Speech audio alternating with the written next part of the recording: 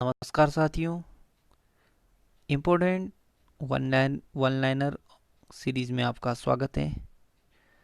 इस खूबसूरत नॉलेज के साथ भारत में इंटरनेट की शुरुआत 15 अगस्त 1995 में बीएसएनएल द्वारा प्रदान की गई थी। ठीक है, आज इंटरनेट सबकी ज़रूरत है। इवन हम ऑनलाइन पढ़ाई भी इंटरनेट के ही माध्यम से कर रहे हैं। ठीक है, तो आप लोगों को सीरीज कैसा लग रहा है, इसके बारे में अपना फीडबैक दीजिएगा और अपने फ्रेंड्स को शेयर कीजिए। उनको समझाइए कि भैया ज्ञान ऐसी चीज़ें आप कहीं से भी लो, क्योंकि जब आपको इस ज्ञान के बदले कहीं से कुछ लेना होगा ना, तो उस समय आपका ये ज्ञान ही काम आएगा, क्योंकि सफलता के पीछे ज्ञान ही सबसे बड़ा सहायक होता है। चलिए शुरू करते हैं आज का वन लाइनर। डुरंड रेखा ये पाकिस्तान और अफगानिस्तान के बीच है वर्तमान में। पहले ये 1886 में किया गया था भारत और पाकिस्तान के बीच। सर मार्टिन डुरंड द्वारा इसका निर्धारण किया था। मैकमोहन रेखा, ठीक है, ये भारत और चीन के बीच है। 1120 किमी लंबा यह रेखा सर हेनरी मैकमोहन द्वारा निर्धारित की गई थी, लेकिन इसे चीन स्वीकार नहीं करता। ठीक। रेड क्लिफ रेखा ये भारत और पाकिस्तान के बीच है। 1947 में भारत और पाकिस्तान सीमा आयोग के अध्यक्ष सिरिल रेडक्लिफ द्वारा निर्धारित किया गया था। ठीक है। 70वीं समांतर रेखा ये उत्तरी वियतनाम तथा दक्षिणी वियतनाम के मध्य है। वियतनाम के एकीकरण के पहले यह देश के दो भागों में बांटती थी। ठीक है। 24वीं समांतर रेखा ये भारत और पाकिस्तान के बीच है। पाकिस्तान के अनुसार कच्छ क्षेत्र का यह रेखा सही निर्धारण करती है, लेकिन भारत इस रेखा को स्वीकार नहीं करता है। तो याद रखना कि 24वीं समांतर रेखा को भारत नहीं मानता है। 38वीं समांतर रेखा उत्तर कोरिया और दक्षिण कोरिया के बीच है। यह कोरिया को दो भागों में बांटती है। 49वीं समांतर रेखा ये अमेरिका और कनाडा के बीच है। अमेरिका तथा कनाडा को दो भागों में बांटती है।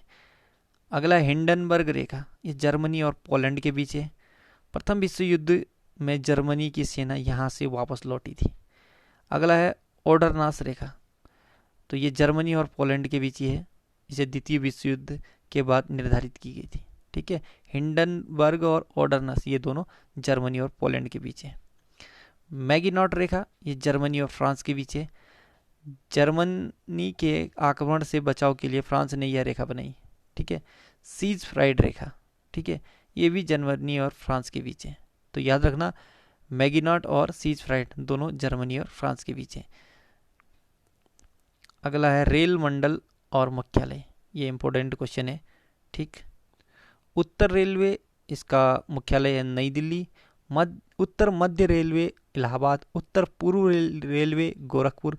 उत्तर पश्चिम रेलवे जयपुर। उत्तर पूर्वी सीमांत रेलवे मालेगांव। दक्षिण रेलवे चेन्नई। दक्षिण मध्य रेलवे सिकंदराबाद। दक्षिण पूर्व रेलवे कोलकाता। दक्षिण पश्चिम रेलवे हुबली, ये कर्नाटक में है। दक्षिण पूर्व मध्य रेलवे बिलासपुर। पूर्व रेलवे कोलकाता। पूर्व मध्य रेलवे हाजीपुर। पूर्व तटीय रेलवे भुवनेश्वर। पश्चिम रेलवे मुंबई सेंट्रल। पश्चिम मध्य रेलवे जबलपुर। मध्य रेलवे मुंबई चर्च गेट। ठीक है।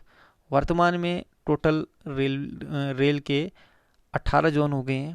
पहले 17 जोन थे, उसमें से एक मेट्रो जोन था। अभी एक आपका विशाखापट्टनम तट रेखा वाला आंध्र प्रदेश तट रेखा रेलवे जोन को जोड़ के ये 18 रेलवे जोन हो गए। ठीक है।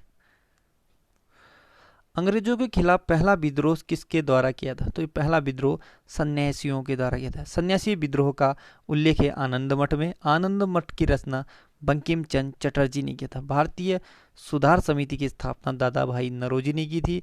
भारतीय सुधार समिति की स्थापना कब और कहाँ हुई? 1887 ईस्वी में इंग्लैंड में हुई थी। ब्रिटिश सरकार का रुख किस वर्ष से कांग्रेस के प्रति कठोर होता चला गया? तो 1887 से। किसने कहा था कि कांग्रेस केवल सूक्ष्मदर्शी अल्पसंख्यक का प्रतिनिधित्व करती है, तो ये डफरिन ने कहा था। कांग्रेस अपने पतन की ओर लड़खड़ाती हुई जा रही है, ये कथन करजन ने कहा था। कांग्रेस सही रोग से मरने वाली है, यह अरविंद घोष ने कहा था। कांग्रेस के लोग पदों के भूखे हैं, यह बंकिम चंद्र चटर्जी ने कहा था। घन विकास के सिद्धांत या धन विकास के सिद्धांत का प्रतिपादन दादा भाई नेरोजी और दत्त एवं वाचा ने दिया था। ब्रिटिश हाउस ऑफ कॉमन्स का चुनाव लड़ने वाले प्रथम भारतीय कौन थे? दादा भाई नेरोजी। बंगाल के विभाजन की घोषणा कब और किसने की? 20 जुलाई 1905 ईस्वी में लॉर्ड कर्जन ने की थी। बंगाल विभाजन के विरोध में किस आंदोलन की घोषणा की गई? तो स्वदेशी आंदोलन, ये 1906 में शुरू की थी। स्वदेशी आंदोलन की घोषणा कब की? माफ कीजिए, स्वदेशी आंदोलन ये 1905 में हुई थी। ठीक है, तो ये हुई थी 7 अगस्त 1905 को कोलकाता टाउन हॉल में। कांग्रेस के किस अधिवेशन में पहली बार स्वराज की मांग प्रस्तुत की? तो ये 1906 ईस्वी का कलकत्ता अधिवेशन में। ठीक है, किसने पहली बार कांग्रेस के अधिवेशन में स्वराज की मांग प्रस्तुत की? दादा भाई नेहरू ने। किस अधिवेशन के बाद कांग्रेस 2 दलों में विभाजित हो गया? तो ये सूरत अधिवेशन 1907। कांग्रेस जिन दलों में विभाजित, उसका नाम था गरम दल और नरम दल। आखिर कांग्रेस में विभाजन की नौबत क्यों आई? स्वदेशी आंदोलन चलाने के तरीके को लेकर। सूरत अधिवेशन की अध्यक्षता किसने की? रास बिहारी बोस ने। अमार सोनार बांग्ला गीत के लेखक रविंद्रनाथ टैगोर। अमार सोनार बांग्ला गीत को रविंद्रनाथ टैगोर ने कब लिखी? स्वदेशी आंदोलन के समय। आगे चलकर अमार सोनार बांग्ला किस देश का राष्ट्रीय गीत बना? बांग्लादेश का। पहले कांग्रेसी थे जिन्होंने देश के लिए कई बार जेल की यात्रा की, तो बाल गंगाधर तिलक। प्लेग के समय की ज्यादतियों से प्रभावित होकर किसने प्लेग अधिकारी रैंड और एयरसर्ट की हत्या की? तो ये किया तो पूना के चापेकर बंधुओं ने किया था, दामोदर और बालकृष्ण चापेकर ने। बंगाल में क्रांतिकारी विचारधारा को किसने फैलाया? तो ये वारिंद्र कुमार घोष तथा भूपेंद्र नाथ दत्त ने। किस समाचार पत्र का प्रकाशन वारिंद्र कुमार घोष तथा भूपेंद्र नाथ दत्त ने किया? तो ये युगांतर। ठीक है, 1905 में। किसने अनुशीलन समिति का गठन किया? तो ये पी मित्रा ने। और ये अनुशीलन समिति में ये वारिंद्र कुमार घोष भी थे। ठीक है, ये दोनों। अनुशीलन समिति का उद्देश्य था खून का बदला खून। अनुशीलन समिति की कितनी शाखाएं खोली गई? तो 500 शाखाएं। अनुशीलन समिति ने किसे रूसी क्रांतिकारियों से बम बनाने की कला सीखने के लिए रूस भेजा? तो अनुशीलन समिति के एक सदस्य थे हेमचंद। इसे ही रूसी क्रांतिकारियों से बम बनाने की शिक्षा के लिए, ट्रेनिंग के लिए भेजा गया था हेमचंद को। अभिनव भारत नामक संस्था की स्थापना 1904 में विनायक दामोदर सावरकर ने की थी। बम बनाने की कला सीखने के लिए कौन पेरिस गया? अभिनव भारत संगठन के सदस्य पीएन वापट। पीएन वापट कहाँ गए? पेरिस गए बम बनाने के लिए, सीखने के लिए। और ये ऊपर हेमचंद गए थे रूस। महाराष्ट्र के क्रांतिकारी आंदोलन उभारने का श्रेय किस पत्र को जाता है? तो ये बाल गंगाधर तिलक का पत्र है केसरी। ठीक है, तो महाराष्ट्र में जो भी क्रांतिकारी आंदोलन उभारा था, तो ये केसरी पत्र का इसमें महत्वपूर्ण हाथ था। बाल गंगाधर तिलक को भारतीय असंतोष का जनक किसने कहा था? वैलेंटाइन सिरोल ने कहा था। महाराष्ट्र के महत्वपूर्ण क्रांतिकारी पत्र काल का संपादक किसने किया? परांजपे ने। ठीक है, ये काल का एक क्रांतिकारी पत्र था और इसके संपादक थे परांजपे। 30 अप्रैल 1908 को मुजफ्फरनगर के जज किंग्सफोर्ड की हत्या की कोशिश करने किसने की थी? तो ये प्रफुल्ल चाकी और खुदीराम बोस ने। ठीक है, तो ये मुजफ्फरपुर के जज थे किंग्सफोर्ड की हत्या, और इन्हीं के लिए प्रफुल्ल चाकी और खुदीराम बोस को फांसी हुई थी। खुदीराम बोस को कितने वर्ष की आयु में फांसी हुई था? 18 वर्ष 7 माह 11 दिन। इंडियन होम रूल लीग की स्थापना किसने की? तो ये 1905 में लंदन में श्यामजी कृष्ण वर्मा ने। ठीक है, Indian home rule league Shyamji Krishna Verma ने लंदन में की थी 1905 में। मुस्लिम लीग का उदय किस सम्मेलन में हुआ? 30 दिसंबर 1906 को ढाका के नवाब सलीम उल्लाह खां के नियंत्रण में हुए सम्मेलन में। जिस सम्मेलन में मुस्लिम लीग का उदय हुआ उसके अध्यक्ष कौन थे? नवाब वकारुल मुल्क। मुस्लिम लीग का संविधान कब और कहाँ बना? तो 1907 में कराची में बना था मुस्लिम लीग का संविधान, कराची में 1907। मुस्लिम लीग के संविधान के अनुसार पहला अधिवेशन कब और कहाँ हुआ? 1908 में अमृतसर में हुआ। यूनेस्को की विश्व धरोहर में शामिल भारतीय धरोहर, ठीक है। अब देखें भारतीय धरोहर कौन कौन है, तो कब और कौन कैसे सम्मिलित हुआ उसके बारे में जानेंगे, ठीक है। तो एक एक करके देखें इसमें। तो सबसे पहले ताजमहल उत्तर प्रदेश में 1983 में से सम्मिलित किया गया। आगरा का किला उत्तर प्रदेश 1983। अजंता की गुफा महाराष्ट्र 1983। एलोरा की गुफा महाराष्ट्र 1983। कोणार्क सूर्य मंदिर 1984। महाबलीपुरम का स्मारक समूह ये तमिलनाडु में है 1984। काजीरंगा राष्ट्रीय उद्यान असोम में 1985। मानस वन्यजीव अभ्यारण्य असोम 1985। केवला देवी राष्ट्रीय उद्यान राजस्थान 1985। पुराने गोवे के चर्च व मठ गोवा में है ये 1986। मुगल सिटी फतेहपुर सीकरी उत्तर प्रदेश 1986। हम्पी स्मारक समूह कर्नाटक 1986। खजुराहो मंदिर मध्य प्रदेश 1986। एलिफेंटा की गुफाएं महाराष्ट्र 1987। पट्टदकल स्मारक समूह कर्नाटक पट्टदकल स्मारक समूह कर्नाटक 1987। सुंदरवन राष्ट्रीय उद्यान 1987। बृहदेश्वर तंजावुर तमिलनाडु 1987। नंदा देवी राष्ट्रीय उद्यान उत्तराखंड 1988। सांची का बौद्ध स्मारक, सांची का स्तूप या बौद्ध स्मारक यह मध्य प्रदेश में 1989। हुमायूं का मकबरा दिल्ली में 1993। दार्जिलिंग हिमालयन रेल पश्चिम बंगाल 1999, ठीक है। हुमायूं का मकबरा 1993 और दार्जिलिंग हिमालयन रेल पश्चिम बंगाल 1999। महाबोधि मंदिर गया बिहार 2002। भीमबेटका की गुफा मध्य प्रदेश 2003। गंगई कोड़ा चोलपुरम मंदिर तमिलनाडु 2004। एरावतेश्वर मंदिर Tamil Nadu 2004। Chhatrapati Shivaji terminal Maharashtra 2000। Nilgiri mountain railway Tamil Nadu 2005। फूलों की घाटी राष्ट्रीय उद्यान उत्तराखंड 2005। दिल्ली का लाल किला दिल्ली 2007। कालका शिमला रेलवे हिमाचल प्रदेश 2008। सिमलीपाल अभ्यारण्य उड़ीसा 2009। नौकरेक अभ्यारण्य मेघालय 2009। भीतरकनिका राष्ट्रीय उद्यान ये उड़ीसा में है 2010। जयपुर का जंतर मंतर राजस्थान में है 2010। पश्चिमी घाट ये तमिलनाडु और केरल कर्नाटक में पड़ता है। राजस्थान ये 2012 में। आमेर का किला राजस्थान 2013।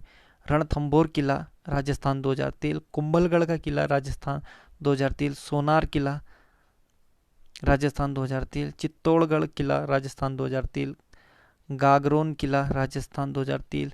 रानी का वाव गुजरात 2004। ग्रेट हिमालयन राष्ट्रीय उद्यान ये हिमाचल प्रदेश में 2014 में, ठीक है। तो रानी की वाव 2014, गागरोन किला 2013 और ग्रेट हिमालयन राष्ट्रीय उद्यान 2014, ठीक। मानव शरीर संबंधी ज्ञान। वयस्क व्यक्तियों के हड्डियों की संख्या या अस्थियां 206 होती हैं। खोपड़ी की हड्डियां 28 होती हैं। कशेरु यानी हमें रीढ़ की हड्डियां 33 होती हैं। पसलियों की संख्या 24 होती हैं। गर्दन की कशोर यानी कशेरु ये 7 होती हैं। श्वसन गति 16 बार प्रति मिनट, हम सांस लेते हैं 16 बार प्रति मिनट। हृदय गति 72 बार प्रति मिनट। दंत सूत्र 2:1:2:3, ठीक है। तो ये दंत सूत्र हैं। पहले 2 आते हैं, फिर 1 आता है, फिर 2 आते हैं, फिर 3 आते हैं, इस तरह से। रक्त दाब जो भी हमारा बीपी होता है 120/80, ठीक है। शरीर का तापमान 37 डिग्री सेल्सियस और वह 98.4 फ़ारेनहाइट। लाल रक्त कणिकाओं की आयु 120 दिन होती है, ठीक है। रेड आपका होता है आरबीसी, ठीक है। लाल रक्त कणिका 120 दिन। श्वेत रक्त कणिका यानी डब्ल्यूबीसी ये 1 से 3 दिन का यानी 24 घंटे से 72 घंटे तक। चेहरे की अस्थियां यानी हमारे मुंह पे चेहरे पे 14 हड्डियां होती हैं, ठीक है। जत्रुक की संख्या 2। हथेली की अस्थियां 14 होती हैं। पंजे की अस्थियां 5 होती हैं। हृदय की 2 धड़कनों के बीच का समय 0.8 सेकेंड। एक श्वास में खींची गई वायु 500 मिमी। सुनने की क्षमता 20 से 120 डेसिबल। कुल दांत 32 होते हैं। ग्राम पंचायत का निर्वाचन किस पर निर्भर करता है? तो ग्राम पंचायत का निर्वाचन राज्य सरकार पर निर्भर करता है। ठीक है। राज्य में राष्ट्रपति शासन से तात्पर्य राज्य में किस किस शासन से है? तो ये राज्यपाल शासन। ठीक है। राष्ट्रपति राज्य में किस अनुच्छेद के तहत राज्यपाल शासन आरोपित करता है? तो अनुच्छेद 356। राज्यसभा का पदेन अध्यक्ष कौन होता है? भारत का उपराष्ट्रपति। भारतीय संविधान किसको हटाने की व्यवस्था प्रदान नहीं करता? राज्यपाल। कार्यकाल पूर्ण होने से पूर्व भारत के राष्ट्रपति को उसके पद से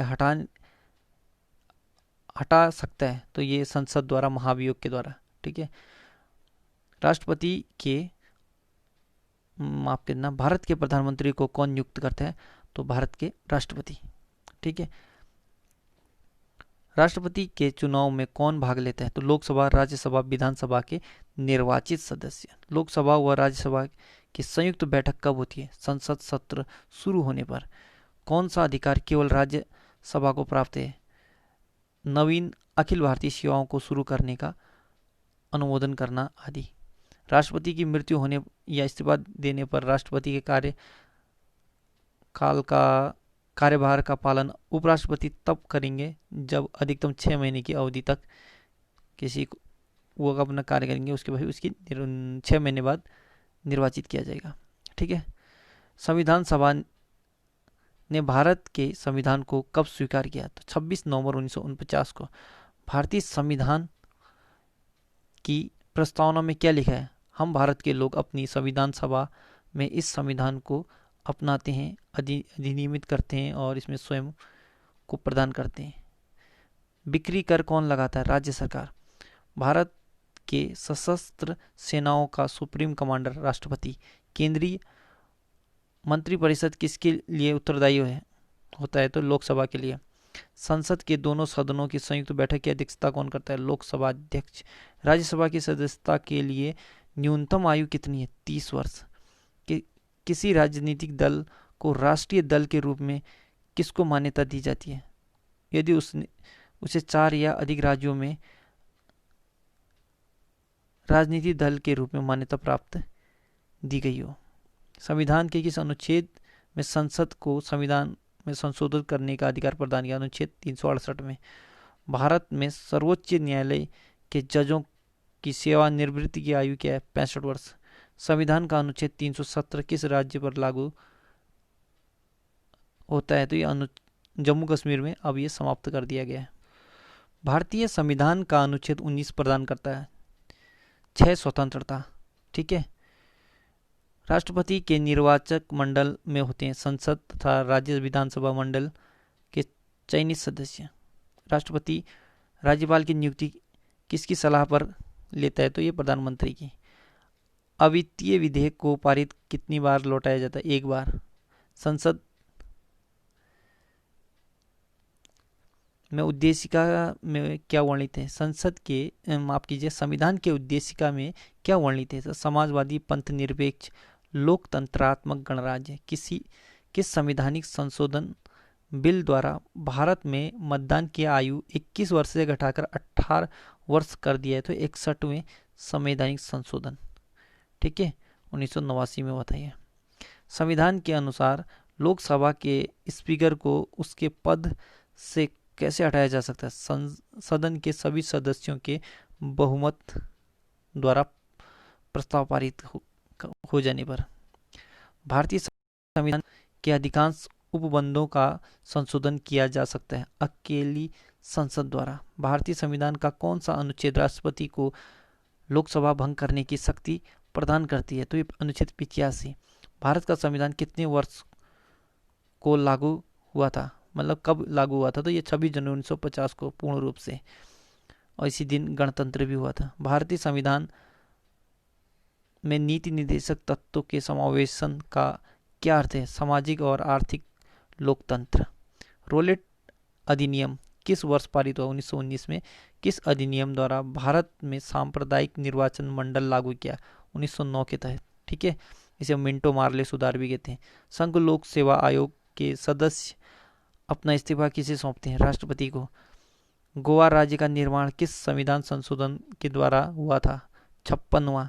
आर्थिक प्रति वर्ष सर्वे किसके द्वारा, आर्थिक सर्वे प्रतिवर्ष किसके द्वारा प्रकाशित किया जाता है? वित्त मंत्रालय द्वारा। ठीक है।